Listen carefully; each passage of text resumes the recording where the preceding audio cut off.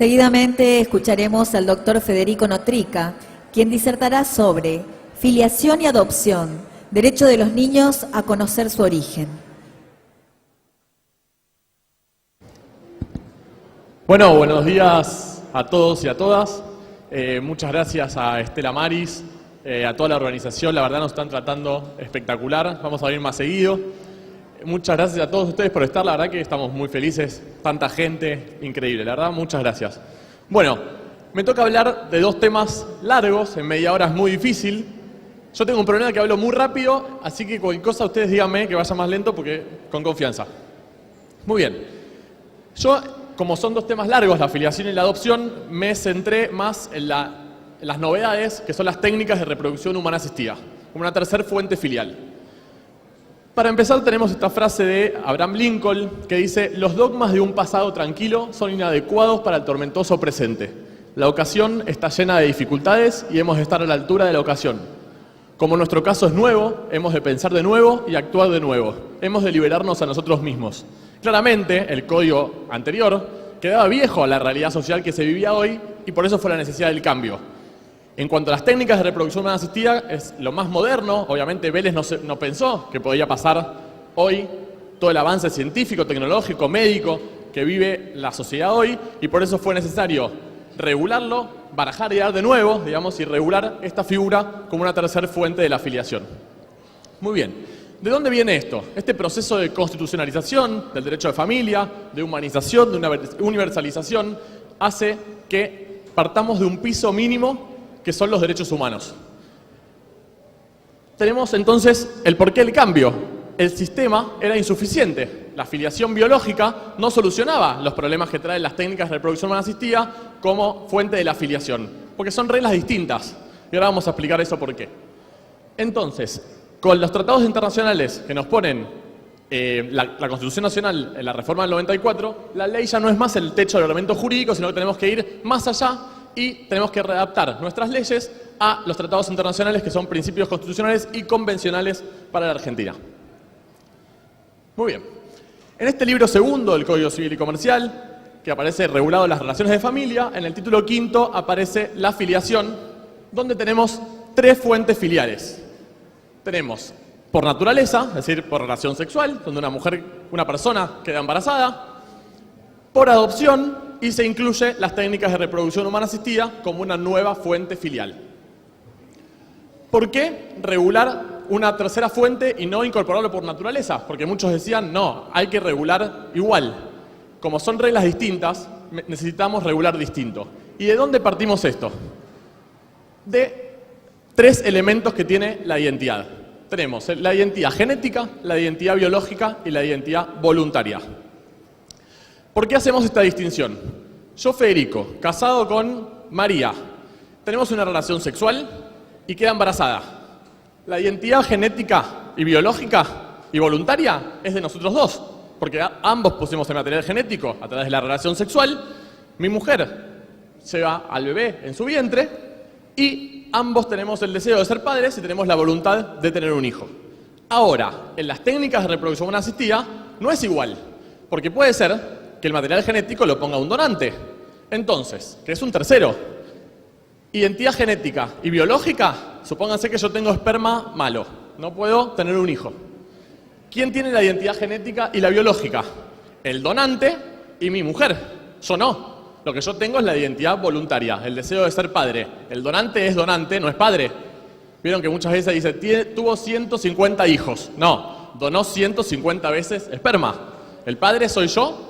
Y acá aparece la gran diferencia, la voluntad procreacional como fuente de las técnicas de reproducción humana asistida. Lo que importa es la voluntad de procrear y el deseo de ser padre, que es mío y no del donante. El donante lo único que hizo fue aportar su material genético para que otro pueda formar una familia. Muy bien.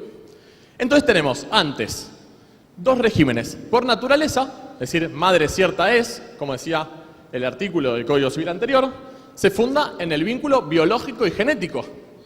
Y la adopción, que aparece en la filiación, constituida por una sentencia judicial que determina que este niño es hijo de estas personas a partir de la adopción. ¿Qué hace este nuevo código? Incorpora la tercera fuente filial y la fuente fundamental es la voluntad procreacional, ese nuevo elemento que recién veíamos de separar la identidad biológica y genética de la voluntaria o volitiva. Muy bien.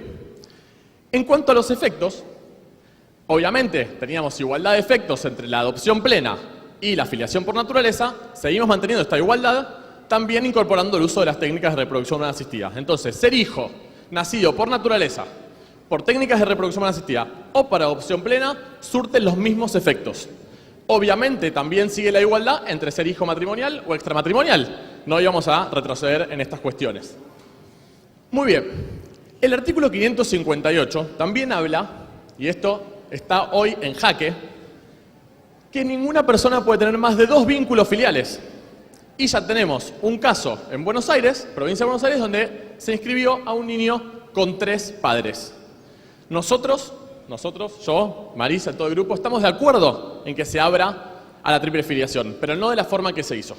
¿Por qué? Porque se hizo en forma administrativa. Y lo importante es los efectos de esto. ¿Cuáles son los efectos que causan la vida de un niño tener 3 padres? ¿Nos llevamos bien? Todo perfecto, buenísimo. Ya sabemos que 2 a veces es un problema, 3 aún más problema cuando se llevan mal. Entonces, ¿cómo hacemos para ver el tema de los alimentos, el tema de si hereda o no hereda, si se muere uno de los 3?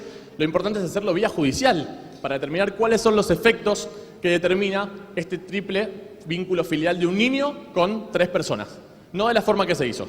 Así que lo que hay que hacer, si quieren hacer esto prolijamente, es declarar la inconstitucionalidad del artículo, decir por qué se declara inconstitucional. Para cada caso concreto tenemos control de constitucionalidad difuso, o sea que hay que ver cada caso en particular y ver por qué en ese caso se determina la inconstitucionalidad para los efectos. Muy bien.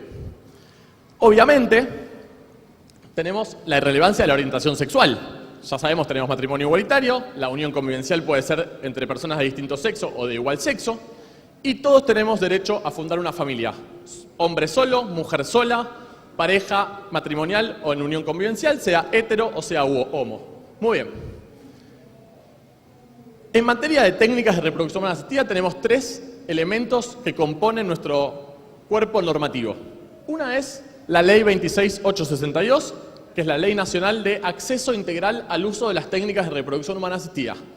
Todos tenemos el derecho a utilizar estas técnicas porque la ley así lo determina y las obras sociales y las prepagas están obligadas a cubrir los tratamientos de acuerdo a lo que establece la ley. Ahora vamos a profundizar un poquito.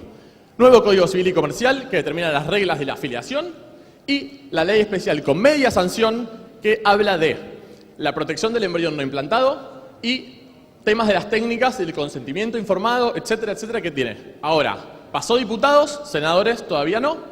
Estamos esperando, esperemos que salga. ¿Por qué es importante que salga? ¿Por qué? Porque el código remite a esta ley especial. Entonces necesitamos que salga para quedar completo en este corpus iuris que determina la afiliación y las técnicas de reproducción humana asistida. ¿Qué pasa con la primera ley? 26862, acceso integral al uso de las técnicas de reproducción humana asistida. ¿Qué dice esta ley? Muchas cosas muy importantes. El acceso integral a las técnicas. A toda persona, a todos, mujer sola, pareja heterosexual u homosexual. Homóloga y heteróloga, ¿qué significa esto? Que ambos de la pareja pongan su material genético o que el material genético sea aportado por un tercero. Por eso, heteróloga. Se permite la donación de gametos y de embriones. Se permite la criopreservación y tiene que estar protegida la crioconservación porque es también acceso integral al uso de las técnicas. Consentimiento ante cada técnica, dar su consentimiento expreso en forma plena, libre, anterior y previa anterior. ¿Por qué? Porque esto le va a dar seguridad jurídica. Después lo vamos a ver porque esto también el Código Civil y Comercial remite. Y la revocación, obviamente, hasta antes de cada implantación de embrión o de cada inseminación, porque uno se puede arrepentir. Supónganse, yo formamos un embrión con mi mujer. Si implanta uno, no prende ese embrión. Pasan 4 años. Quizás yo no quiero ser padre ya con esta mujer porque nos llevamos mal, porque nos vamos a divorciar, etc. Entonces, hay que renovar el consentimiento ante cada transferencia. Y no pasa. Ahí está. Muy bien. El Código Civil trae 2 cuestiones muy importantes que tienen que ver con el uso de las técnicas de reproducción humana asistida. Uno es el famoso, que nació famoso, como decimos siempre, el artículo 19, que habla del comienzo de la existencia de la persona humana y que fue el artículo más debatido, por eso digo que es famoso. Fue el que más problemas trajo y el que parecía, yo me acuerdo de la sesión de diputados, que bueno, estaba un poquito más de la mitad de los diputados, la mayoría habló del artículo 19. La gran mayoría, parecía que el único que se regulaba era el 19 y lo demás, pero fue el que más problemas trajo y el que más cuestiones todavía hoy sigue trayendo. Y las reglas de la afiliación. Empecemos por el principio.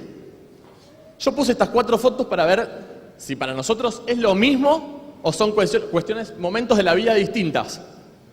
Cuando el esperma está por llegar al óvulo, cuando se forma el embrión, cuando el bebé está dentro de la panza de la mamá y cuando el bebé nació. Son 4 etapas distintas de la vida.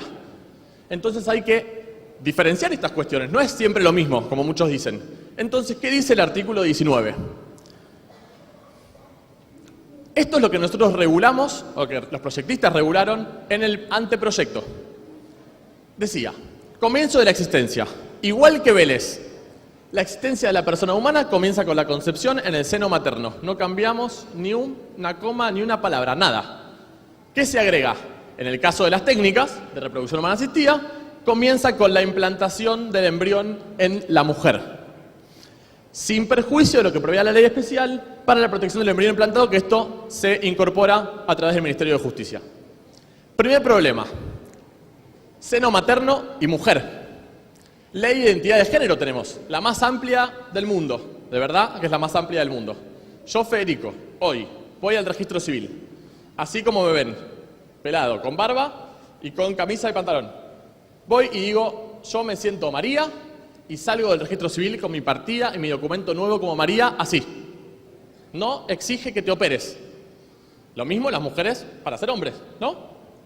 Muy bien. Entonces, poner en la mujer era como limitar un poco, porque ¿qué pasaba si un hombre se implantaba? Un hombre jurídicamente hablando, porque biológicamente es una mujer, pero jurídicamente es un hombre, porque acaba de cambiar su identidad. Entonces, se saca en la mujer seno materno o paterno, era un toque difícil, ¿no? No pasaba. Entonces eso no se modificó. Pero ¿qué pasó? Llega al Senado y se saca todo. Y el artículo queda así. La existencia de la persona humana comienza con la concepción. Y esto es un dato muy importante porque todos votaron a favor de este artículo. Pero claro, ¿por qué votaron todos a favor? Porque unos entendían concepción una cosa y otros entendían concepción otra cosa. Entonces, lo que nosotros creemos, y estamos convencidos de que es así, es que la concepción comienza con la implantación del embrión en el cuerpo de la persona. Puede ser mujer o puede ser hombre. Y otras personas que votaron a favor decían, no, concepción es cuando se une el esperma con el óvulo, no importa si afuera o adentro del útero de la persona. Pero, por suerte, salió en la Corte Interamericana de Derechos Humanos este fallo contra Costa Rica, Artavia Murillo contra Costa Rica, el 28 de noviembre de 2012, que determina si el embrión es o no es persona. ¿Y qué dice la Corte Interamericana? El embrión no puede ser entendido como persona para los efectos del artículo 4.1 de la Convención Americana. La concepción, en el sentido del artículo 4.1, tiene lugar desde el momento en que el embrión se implanta en el útero. Desde que se implanta. Afuera, en el freezer, no es persona. Muy bien. ¿Por qué es importante traer a colación este fallo? Porque Argentina, al ratificar la Convención Americana, ser parte de la Corte Interamericana de Derechos Humanos, está obligada a respetar los fallos de la Corte Interamericana. Y esta fue una gran discusión si era obligatorio o no. La Corte Federal nuestra ya lo dijo muchas veces, y si vos no querés cumplir, salite de la Convención y listo, pero si sos parte, tenés que ser coherente con los fallos de la Corte Interamericana. Y los fallos de la Corte te dijeron el embrión no implantado no es persona. Nosotros no podemos regular distinto. Muy bien. Ahora, pasó que el 19 quedó desde la concepción, pero si leemos un artículo después y otro artículo después, nos dan una solución a nuestro punto de vista, ¿no? Entonces por eso digo, los artículos aclaran o oscurecen. Para nosotros aclaran, para otros oscurecen. ¿Qué dice el artículo 20?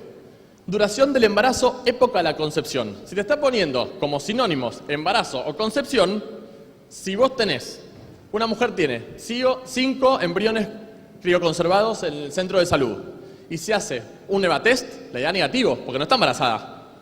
¿Sí? No hay duda de eso. Entonces, la concepción para el artículo 20 se entiende embarazo, se entiende que el embrión esté dentro del cuerpo de la persona. Fuera no es persona. Y el 21 hace una diferenciación, otra vez, concebido o implantado. También creemos que estos dos artículos mejoran lo que dice el 19 desde el punto de vista de concepción y aclaran lo que significa la concepción. Muy bien. Otro de los puntos importantes que trae el Código Civil en materia de técnicas es las reglas de la filiación. ¿Cómo se va a determinar la filiación de los niños nacidos por el uso de técnicas de reproducción humana asistida? El 560 al 564 son 5 artículos que determinan claramente las reglas que se aplican a la filiación por el uso de las técnicas. Consentimiento de las técnicas. Se da, como ya les dije antes, ante cada implantación de embrión o cada inseminación, un consentimiento previo, informado y libre. Se puede renovar, se debe renovar ante cada implantación y se puede revocar. Si yo no quiero formar una familia con esta persona, revoco el consentimiento hasta antes de la implantación. ¿Por qué es importante esto? Hay un famoso fallo de la Sala J de Cámara Nacional Civil y Comercial, Cámara Civil, perdón, de la Nacional, de la Capital Federal, donde la mujer era un matrimonio que había tenido hijos a través del uso de técnicas, se divorcian, estaban en proceso de divorcio, la mujer va al centro de salud y dice: quiero implantarme los 5 embriones que tengo criopreservados. Por suerte el centro de salud estuvo bien y le dijo que venga su marido a dar su consentimiento. Y ella que dijo: no, mi marido no es más mi marido, estamos en divorcio, él no quiere. Entonces el centro de salud le dice: no se implantan. Ella va a la justicia y la justicia le dice que se los implante. Y se los implantó sin la voluntad del señor, que había material genético de él en ese embrión, y la mujer perdió los 5, no prendieron y perdió sus 5 embriones. Pero la pregunta que nosotros siempre nos hacemos es: ¿qué hubiese pasado si el hombre era el que quería tener esos hijos? ¿A alguien se le ocurre que la mujer la iban, no sé, a atar a la cama, a implantarle el embrión, a que ponerle policía para que no tome la píldora del día después? Todo eso no, es imposible, porque iría contra la voluntad de las mujeres, la autonomía. Muy bien. Entonces, claramente, estas reglas claras hacen que se requiera el consentimiento previo ante cada inseminación, se debe renovar ante cada inseminación o cada implantación y se puede revocar hasta el mismo momento antes de la implantación. Para que, si alguien no quiere formar este proyecto de vida en común y tener un hijo, hasta el momento de la implantación se puede arrepentir. Muy bien. Este artículo también tuvo algunos cambios, porque, como ven, dice: el final del consentimiento es libremente revocable mientras no se haya producido la concepción en la persona. Eso también decía mujer, se modificó, porque como ya les dije antes, por la ley de identidad de género. Y llegamos al elemento central, que yo también les hablé al principio, que es la voluntad procreacional. Este es el elemento base de la fuente filial de técnicas de reproducción humana asistida. La voluntad de ser padres. ¿Cómo se determina esta voluntad? Por un consentimiento previo, informado y libre ante cada transferencia de embrión. Muy bien, para cerrar esta idea, lo importante es ver que hay 2 acciones de filiación que se prohíben en cuanto al uso de las técnicas. La imposibilidad de impugnar. ¿Por qué se impide impugnar? Porque vos diste tu consentimiento previo, informado y libre. Supónganse, yo tenía esperma malo. Mi mujer, fuimos a un donante tercero, de gametos de terceros. Se formó el embrión con el óvulo de mi mujer. Se implantó. Yo di mi consentimiento previo, informado y libre de tener la voluntad de ser padre con esta mujer. Tenemos un hijo, nos separamos, nos divorciamos. ¿Y yo qué digo? Hágale un ADN a este chico que hijo mío no es. Pero entonces, por eso no se puede impugnar, porque yo di mi consentimiento. Porque genéticamente no tiene nada mío, pero lo que tiene es la voluntad expresada en ese consentimiento. Por eso no se puede impugnar la filiación cuando es por el uso de técnicas de reproducción humana asistida. Y además, es la imposibilidad del emplazamiento filial con el donante, porque el donante no es padre, es donante. Entonces también, para cerrar este cúmulo de cuestiones, para darle seguridad jurídica a los chicos y que tengan reglas claras para saber quiénes son realmente sus progenitores.